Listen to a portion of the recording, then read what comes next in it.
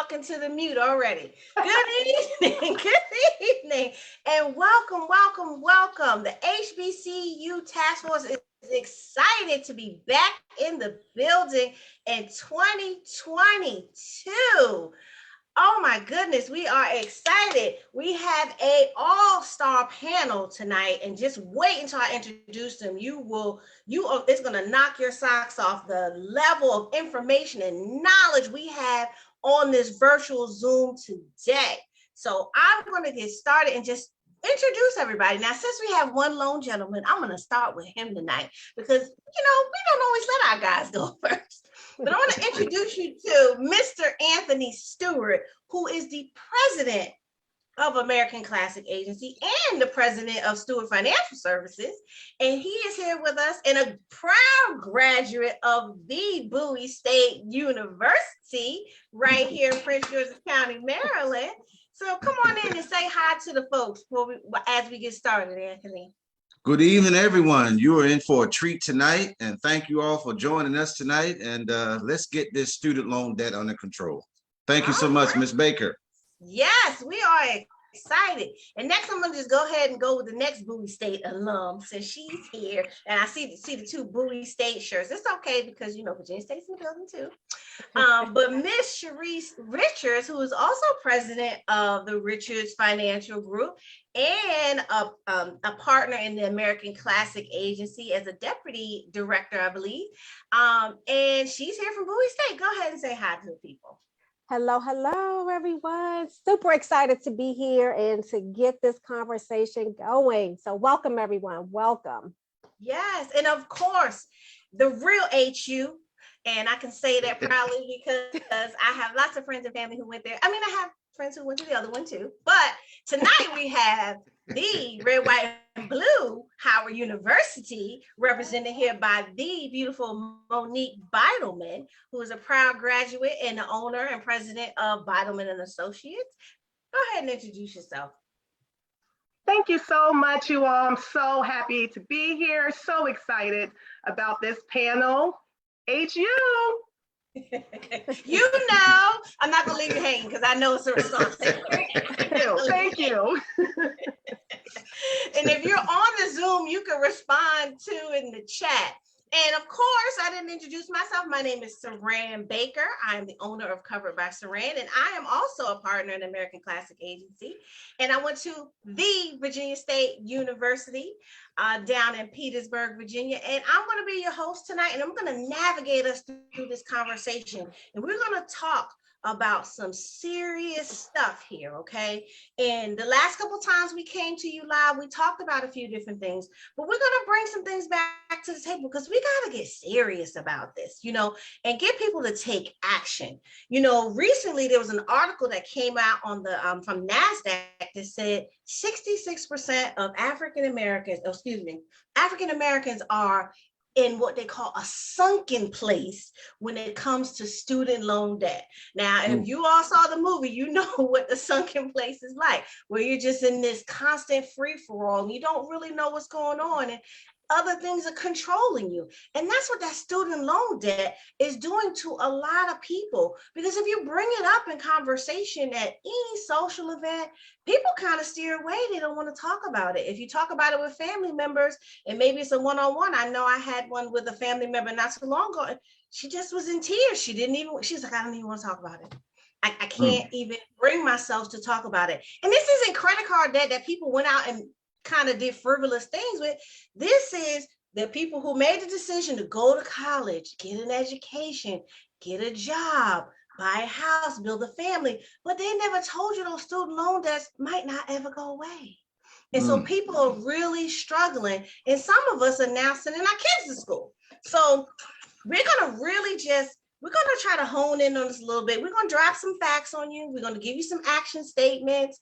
We have a lot of our other partners who are here who may have invited you.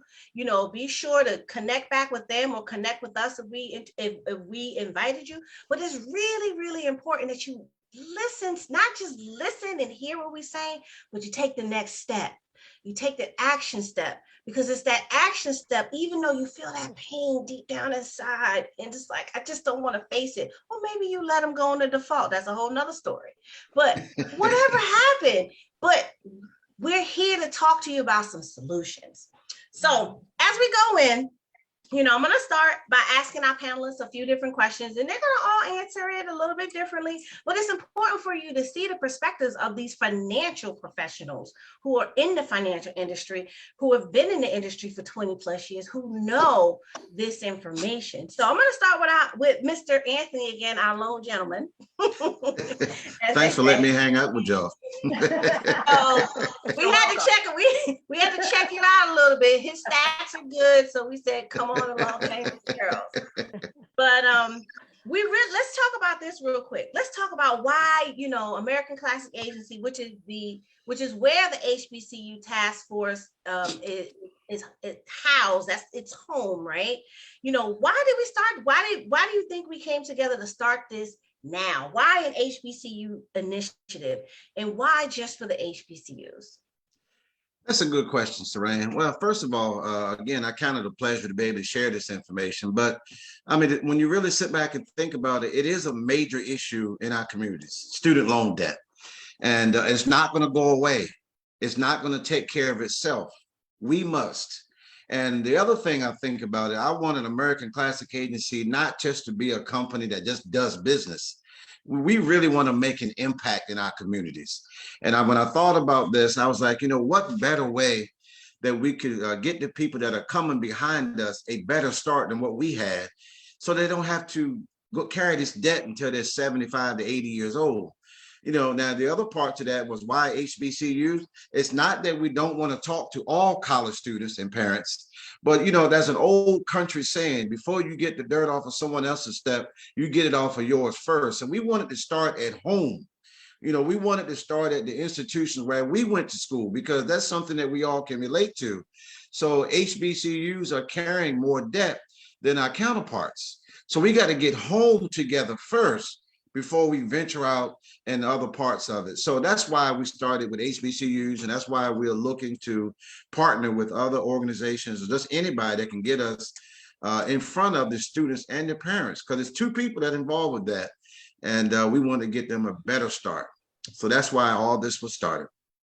I love it. And again, just to kind of go back to the article that we all shared and we talked about, 86% of the students Black students that go to college take out loans for all 4 years, and they have more debt than our non-African American students. Mm-hmm. They have only about 59%. So it's important. And I think that I'm happy that we were able to come to the table to kind of get this started.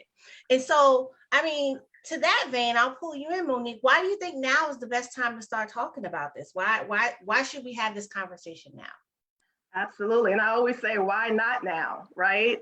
I see no better time than to do it right now. I'm sure we all know, and I specifically know, I have a daughter right now in college and a son going off to college, but the cost of college, right, continues to increase, right? It's not going down. It's not staying where it's at. It's continuing to increase. And the value of that college education is also increasing, right? So, I went to Howard about 25 years ago, and I think my parents paid about $20,000 a year for me to go to Howard. And of course, it has now more than doubled over the years. So their costs are continuing to go up. But guess what? And I always say salaries are not necessarily going up once you graduate from college. And our community is understanding more and more the importance, right, and the value of a higher education and how it's directly related to a prosperous career and financial security. So a college education is a must. It is that important. And right now is the time to be able to tackle this student loan debt. The problem is, and I always say this to my clients, is that in many circumstances, we just don't have the financial support, right? Our communities don't have the support, which then contributes to this student loan crisis that we're now in. So it's really now, just like you said, Saran, in the beginning, it's now time to take action. It really is. And it's interesting that, like, as you say that, like, now's a good time, and we have people here on the Zoom, just in the chat, if you feel comfortable, you can send it a direct message to me if you like. Do you regret taking out student loans? And, we talk about 66, they say the statistic is about 66% of the people do regret it. But do you regret taking out your student loans? Not the education, because we all, we got our book education and we got our life education. But do you regret taking out those student loans? And that's something to really think about.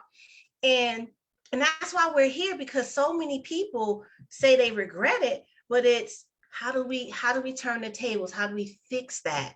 Before you're sandwiched in, with your student loans and your kids' student loans, and maybe even your grandkids' student loans coming along, because we have so many generations living. But let's talk about now we've talked about student loans, and Sharice is my numbers girls, and I'm going to ask Sharice to give me an idea, like, tell us, like, how much is all of the student loan money? We put it all together in one big bucket and said, everybody that went to school and got a student loan, this is how much, and what does that really mean financially? You ready for that, Saran? Panel, guests? Give it to us. Just give it to us. Y'all ready for this number? Because it is a big number. I don't even know if big or huge is the right word to describe the number, but it's $1.7 trillion of student loan debt. Last I looked, right? That's a huge, huge number, right? But I mean, it makes sense because so many students rely on student loans as their primary way to pay for this college education, because they realize, as Monique mentioned, like, it's a pathway towards a better future, right? So it's understandable, right? But then when you look specifically at our HBCUs, their reliance on this student loan debt or student loans in general is far greater, right? And so it's a burden, right? We all know it because we've experienced it. We have the conversations in our communities and our families, our young people in our communities, they are burdened with this debt, right? So I'm excited to be able to have this conversation because, as you mentioned earlier, we're going to highlight some real solutions, right? Real solutions on how our young people coming out of college can deal with the debt, getting out of debt a lot faster than they thought was possible. But then to help to educate our young families that are on how they can plan ahead. Okay, I'll say it again, plan ahead with some effective financial strategies. So looking forward to that. And you know what? I want to come back to you, Sharice. So, we talk about, you said the trillion, the 1.7 trillion, I think you said 7 trillion. And when you I don't even know that that many people can really make sense of what is $1 trillion?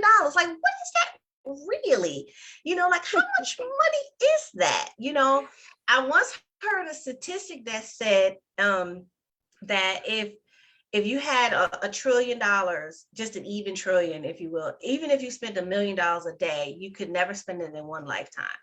It would probably take you about 2,500 years to spend it. Just because of compound interest, because you got to put it somewhere, so it's still going to gain interest as you're spending it.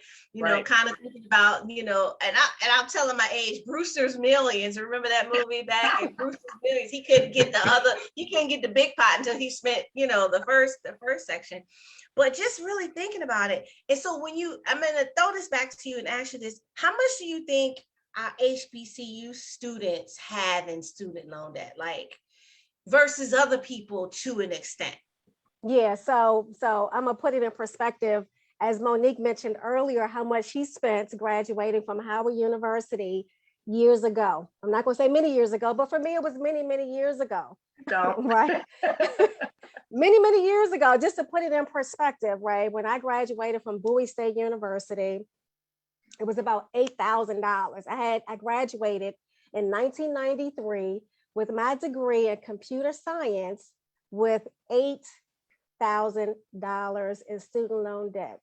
Wow. Now, I thought that was like the end of the world, right? That was a big number, right? A big number. So huge.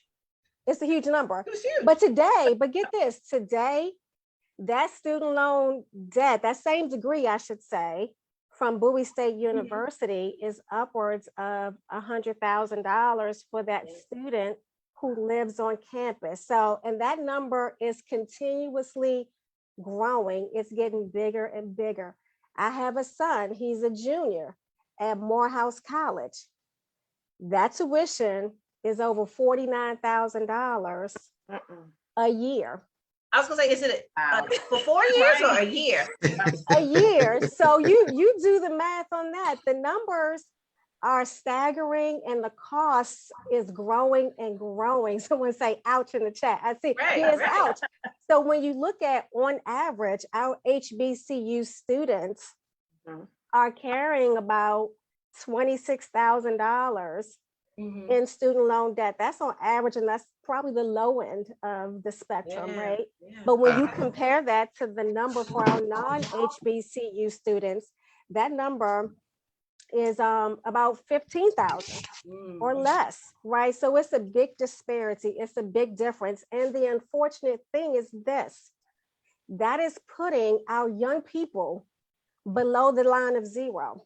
Yes. I know what I'm talking about. So they're starting their adult life in the negative, right? And so they don't have the foresight, you know, going into college, again, because they see college, that degree, as a pathway to better.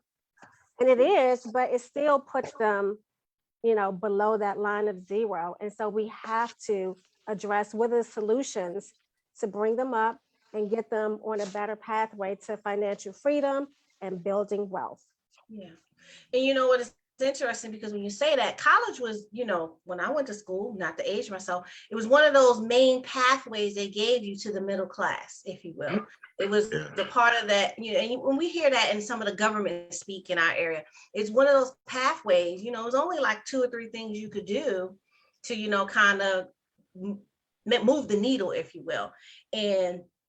And then, but we didn't realize then, like you said, $15,000 is the low end, but $26,000. And I'm gonna just throw this out here. So $26,000 at 3% interest rate.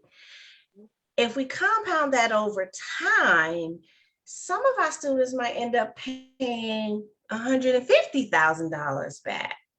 You know, if we just using the basic compound interest formula, you know, I won't assume everybody know. I know us on the Zoom, we know, but you know, if you just use the basic rule of 72, you divide that interest rate by, you know, you'll be able divide the interest rate by 72, you'll be able to know, you know, how fast that money is going to compound.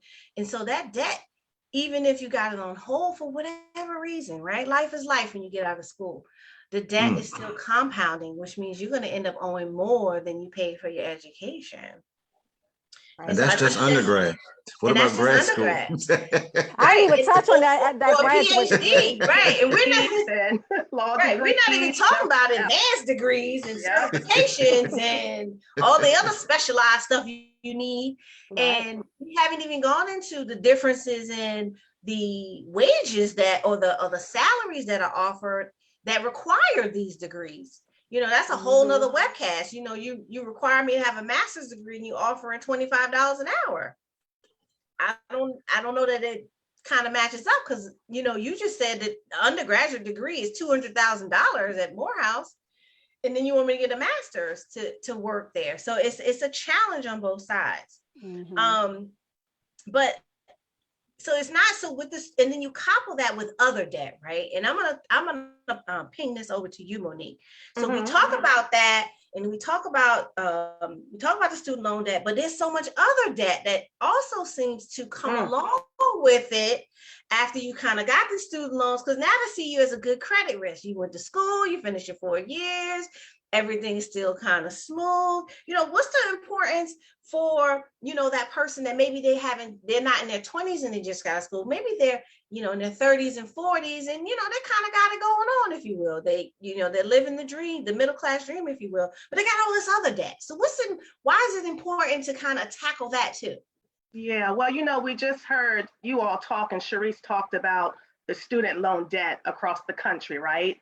As well as the average student loan debt. And it's evident, right? And it's obvious that it's our community specifically that are really being hit the hardest. And a lot of times it's really because we are simply just not privy to the information, right? And I always say, what you don't know, you don't know. And when you do know, I truly believe that you try to do better. But a lot of times we're just not privy to that information like other communities are. And then what happens is the debt we have, right? It then snowballs into other things. So now we can't save for our future. Now we can't save for retirement. We can't afford to purchase a home. We can't afford to leave a legacy for our family. We can't afford to send our children and our grandchildren to college, right? And in most instances, we are not able to do these things because we have debt, right? That's the reason, is because we have bills, right? So I always say, you simply can save more, doing more and working on your intergenerational wealth simply if you had less debt. So to me, the problem is the debt, right? Yes. So why not rid of the student loan debt, the credit card debt, the mortgage, which is, they're saying good debt is still debt, right? So the key is, the solution is to let's get that debt paid off sooner than we could ever imagine. Yeah. And I love that you tied all those things in, because it kind of just creates that cycle, that merry-go-round of, I had to pay I paid $700 this month on my student loans, and now I need a new refrigerator. Yeah, small. I mean, something small, but in the refrigerator was $700. And right. So now you use your credit card. And then now you're going to pay interest on the student loans and interest on the refrigerator. And then it just kind of keeps going. And again, we're not talking about people using credit frivolously. That's a whole different conversation. We're talking about people who are being responsible and managing their lives and just taking care of day-to-day things, and end up in kind of this debt mountain, if you will. And for some people it's a burden. Some people are just like, whatever, it's just life, I'm just living with. But a lot of people that I run into, they're like, I don't want to owe these people money. I don't want, if something happens, to get phone calls and all the things that kind of come with it. I mean, we have some protections with some of the laws that change, but it's a lot when you kind of get into that place. But so let's talk about some action, because we talked about earlier, we got to take action. We could talk at this until we're blue in the face, orange in the face for orange and blue, I had to throw that back in there. Orange and blue in the face, but, what's some action we can take? Monique, like what action, can we take to really kind of get into the place where we can really start to tackle this a little bit? Yeah, that's a great question, and it's really a loaded question, because I always like to look at the college timeline, right? So let's say there are a couple of things that students and parents can do to be proactive, right? If their kids are not quite yet in college. So, and it really starts with early planning, right? I think, Saran, you talked a little bit about that earlier. Sit down with an expert and let's come up with the best strategy. Let's not wait until they get into the 11th and the 12th grade to get it done. A lot of times we just wait because a lot of us are either scared, or we're just not quite sure how to handle it, or we're just not trying to deal with it, right? But that's truly not the answer. There are different ways of funding your education. A lot of times we turn to the traditional ways, the 529 plans, because that's what we know, right? We try to save our own, but there are some good non-traditional methods that should also be explored as well.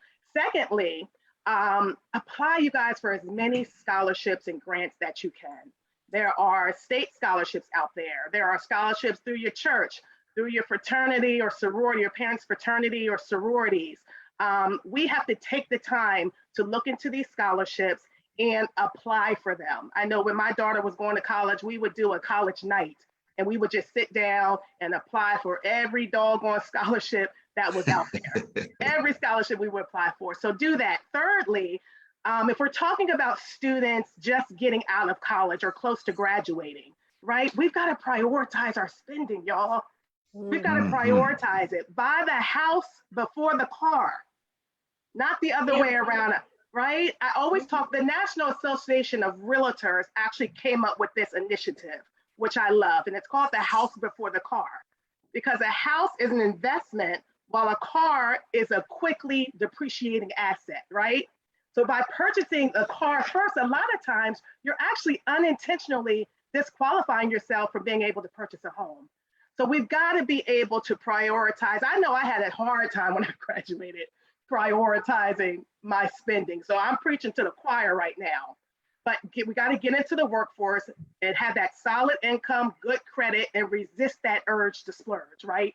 Or pricey material items. And then lastly, for those that have graduated and have student loans, let's tackle it head on.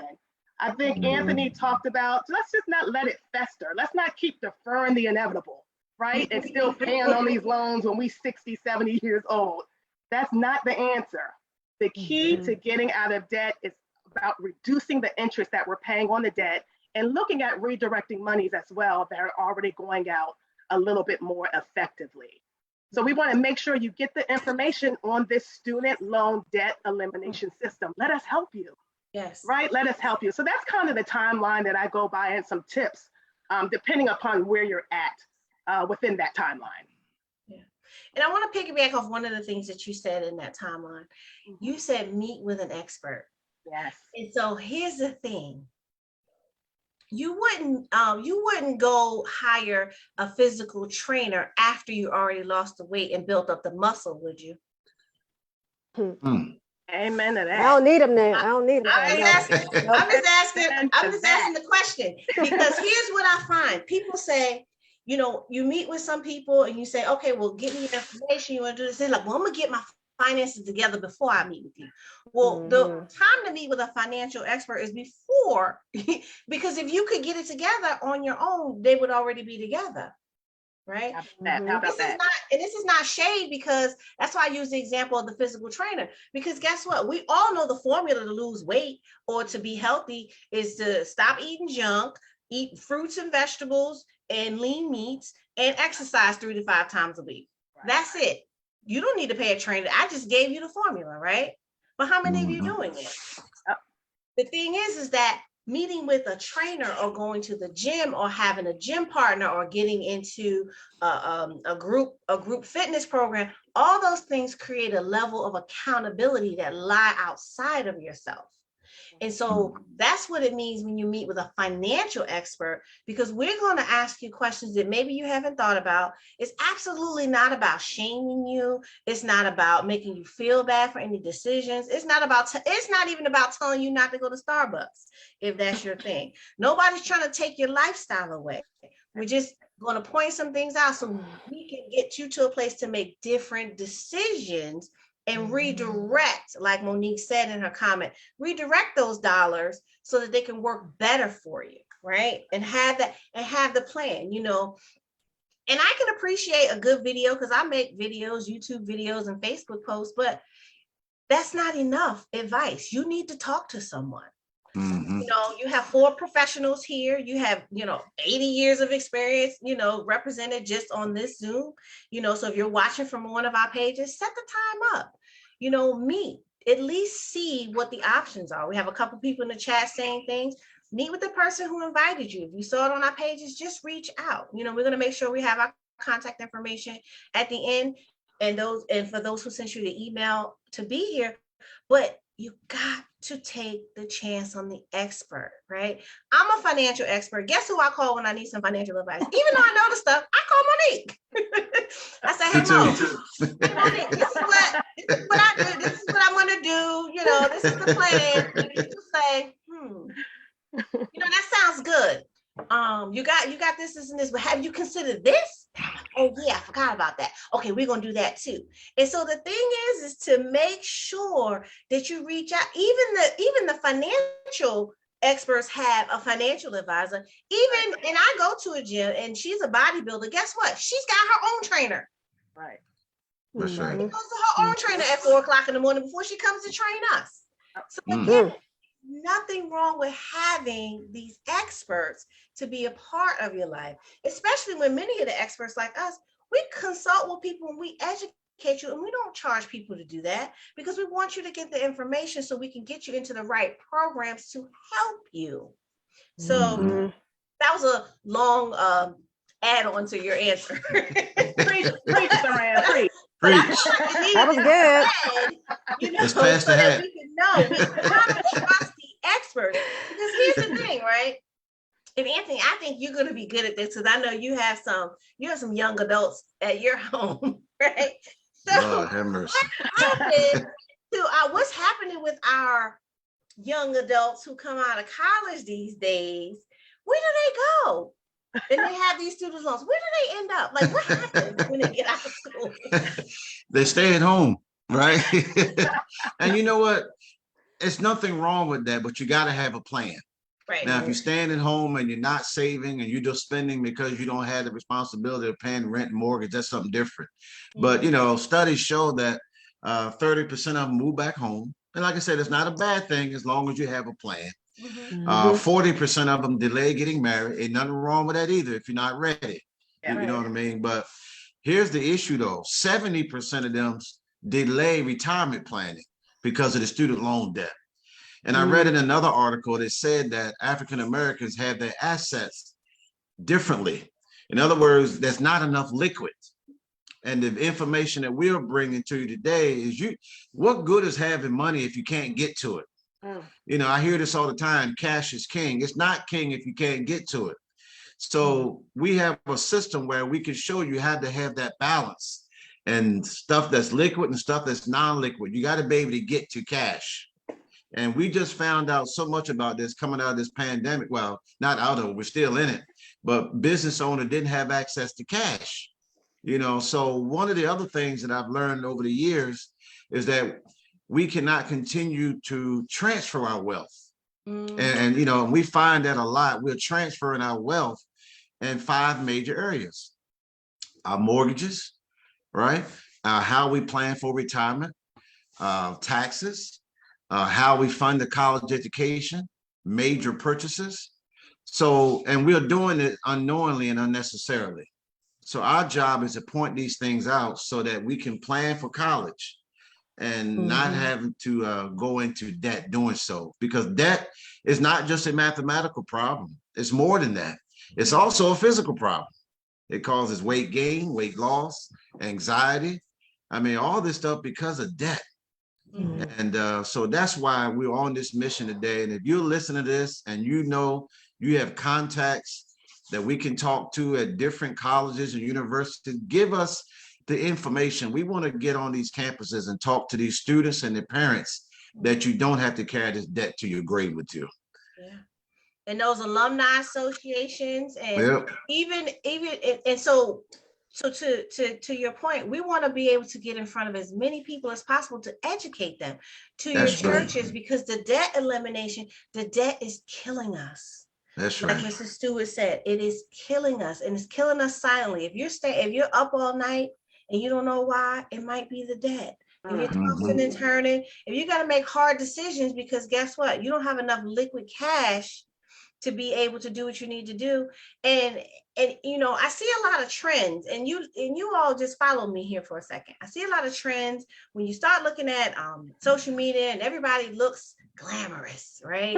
It look like they got it together, and they look like they have all this money. Everybody looks like a millionaire on the internet, right?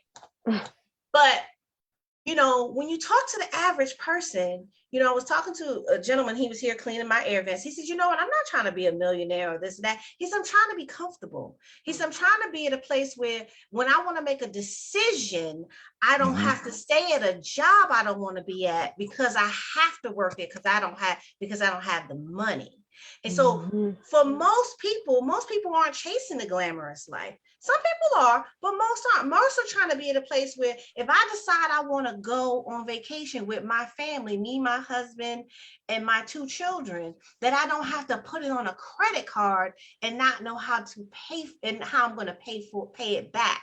And it end up snowballing. Most people want to be able to not worry about those little things, you know, have a decent, very comfortable place where if something happens and they say, you know what, you can't work here anymore, you're not worried because you got a year worth of savings, living expenses saved up.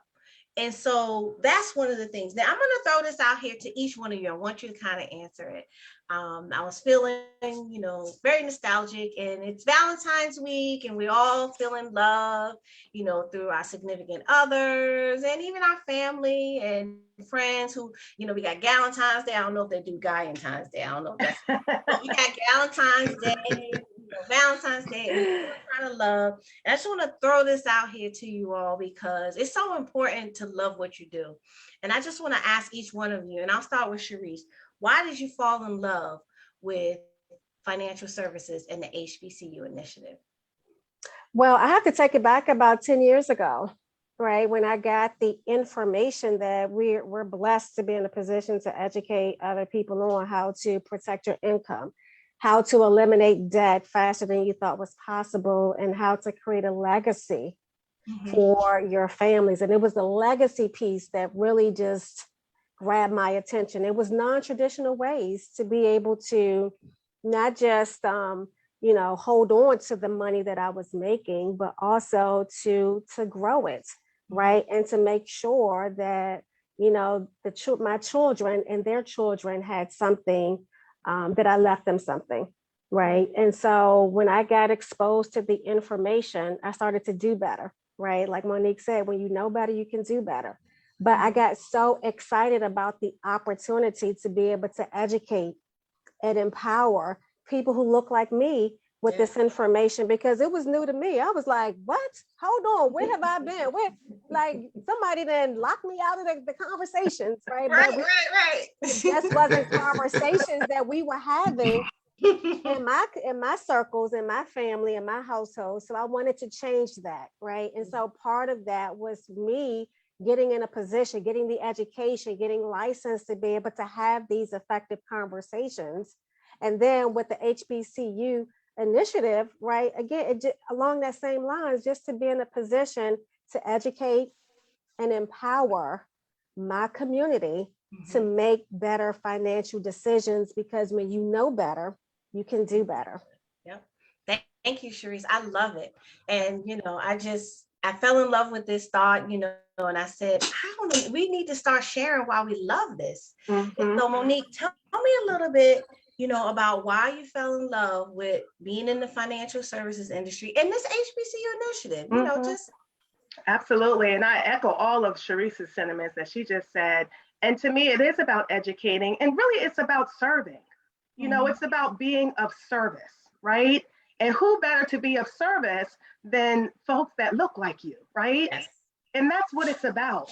This business, I've been doing this since 2003, and this business has changed me and my family's lives in a tremendous way. Yeah. So I'm an example. I'm an example of what this business can do. And I want to be able to share that with other people. There is nothing more rewarding, right, than sitting down across a kitchen table with the family, right, and having them cry to you, tears coming down their eyes because of the financial situation that they are in, and me being able to assist in that.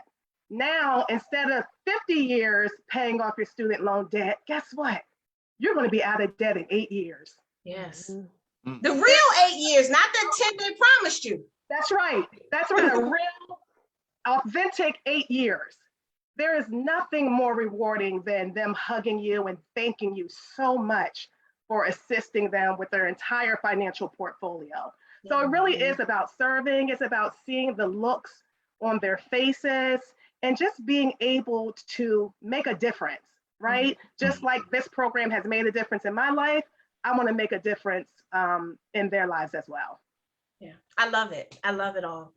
And I'm going to punt it over to you, Anthony, and then I'm going to wrap it up. And I'm going to tell everybody these next steps and the things that you need to do after we hear from our lone gentleman, Mr. Stewart. Tell us why you fell in love with financial services and you fell in love with just this HBCU initiative that we're doing here today. Wow. Well, the main thing is I forgot to mention, that's how I got involved in the industry. I had a student loan bill. And I think mine was about 7,000 and something, but it did seem like $1 million back then. So I just got involved and started educating and training. I said, wow, this is really phenomenal. If I don't know all this stuff, think about all the other people that I can help that don't know also. Mhm. But like Monique and Sharice said, it's really just that light bulb going off in people's head.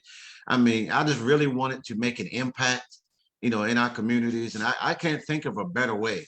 I mean, think about this. A person can do a lot of things, right? But at the end of the day, when they're 80 years old and they don't have any money to put food on the table, I can't think of nothing else that's more important than that. Yeah, there are other things we purchase we may not need, but the most important thing is making sure people can still eat and live in dignity when they're elderly. Yes. And I can't think of a better thing to do than to make sure that that takes place. The HBCU thing, again, we got to nobody can take care of us better than us. Nobody. And that's why we're pushing, really trying to get on these campuses and really make a difference and educate these young folks now. So that when they get our age, they can buy a house. They could have bought 2 or 3 houses because they don't have the debt. Creating that private banking system for them. You know what I mean? So that's what all this is about. And any help that anybody's watching that can help us make this happen for your niece, your nephew, your cousin, we want to be there to help them. And but it can't be just us. We need everybody involved with this. And so I'm gonna wrap it up right here. And I didn't tell y'all why I fell in love. I came with the question to tell you why I love it. So I fell in love with it because I was always that girl in the office that, when I saw young African-American women and Hispanic women come in, I'd be the first one. Listen, you just started, you're about to get a raise. You need to do this. You need to make sure you set this up, that up, this up. So I was always that financial person giving out information. And then when the opportunity came to me and said, hey, you need to just get licensed and do it. And I was like, oh, I can do this? Like, there's something? And I said, okay. And then when I learned about it, I said, wait, this is going to give me the avenue when I have been trying to figure out how to create this big generational plan for what I want to do. I wanted to give a bunch of money to Virginia State at some point in my life. I wanted to make sure my family was set up. And even so, when I'm not here at some point, I wanted to make sure there was something here that somebody might say, we're gonna put Saran's name on this building because she looked out for us before she left. And I said, I want to do this. But really the thing that really hooked me was I got to teach. I got to teach as much as I wanted to, and I got to do Zooms, and like Monique said, I got to sit across from the table. And now when I meet with people and, and they get off, they say, I feel like I had a financial counseling session where I feel so much lighter. And that to me means the world, because just a conversation, we hadn't even done anything yet, has changed their outlook on finance. And so again, this is the thing we need you to do. We need you to take action. These are the things you need to do. You need to reach out to one of us, all of us, anybody or whoever invited you. Sharice, go ahead with your email or phone number real quick. Yep. Phone number is 301-641-0558. But the website is ShariceRichards.com. Okay, perfect. That's it. ShariceRichards.com. Monique, go ahead with your website or phone number. Phone number is 240-305-3839. Website is BeidlemanAndAssociates.com. BEIDLEMAN. And say it again. BEIDLEMAN and spelled out AND associates spelled out.com. Okay. And Mr. Stewart, go ahead real quick with yours. 301-602-9045. 301-602-9045. And you can look me up, Anthony10kcard.com. All right. I can give you the long email address. You can find me at Saran, SARAN 10K.com, Saran 10K.com, and you can book an appointment right from there. So that's how you get in touch with us, right? And then you want to get in touch, if somebody else invites you, you want to get in touch with them. They can drop their information in the comments or in the chat, or just reach out to you to make sure that they know. So that's the first thing. You want to reach out, set up a time. We're super busy. We can only do about 10 to 15 appointments a week. So you need to make sure you're one of them, right? Because time is a commodity. Now, the other thing we want you to do, like like we've said several times, if you belong to any organizations, any churches, you have an audience that you can put someone in front of to talk about this, and we can go into deep detail about the process of what to do. You want to reach out to one of us to set that up, okay? The other thing is, if you go to an HBCU or if you work at an HBCU right now, you want to get us in contact with someone who can work with you. Maybe someone at Career Services, maybe someone in the Alumni Association, maybe it's someone in the financial aid office, maybe it's a student activities program where you want to have a program on campus to talk to the students. These are all the places that we are willing to, that we can serve. And then maybe you're like me and you like to teach, and you're like, man, if you teach me how to do that, I want to learn to do what y'all do. Then reach out to us. We teach people how to help others because we need a community of people. We need an army of people out here pounding this message and getting this message into our families so that we can be the generation that changes the next 5 generations that come after us. But it has to start with the education piece. And we need people who are willing voices for change in the financial worlds of our families. And so that's the last thing. Those are your action steps. So we are super excited to have been here. We did this in 45 minutes on the nose. And so we'll be back again. We're scheduled to be back in at least another 30 or 45 days, or maybe sooner. Some of us, maybe Monique, Sharice, or Anthony, we may talk about this on our own pages, on our own business pages. But again, we want you to take action. We don't want you to just be educated. We're not here to entertain. We are here to educate, inform, and have you take action. So the last word for you today is take action, and we are out. Thank you. Thank you.